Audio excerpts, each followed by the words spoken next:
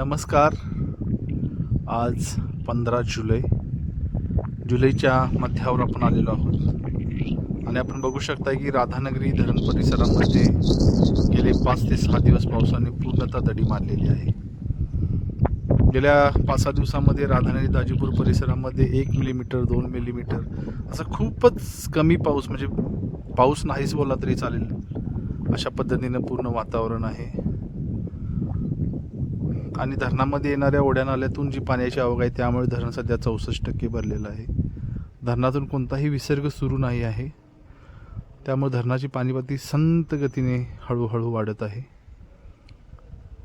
पण बळीराजाला प्रतीक्षा आहे ती मोठ्या पावसांची. ढग दिसतात, ढग दाटून येतात, पण ते काही बरसत नाहीत अशी परिस्थिती सध्या आहे. कडकडीत ऊन आपण बघू शकता या ठिकाणी.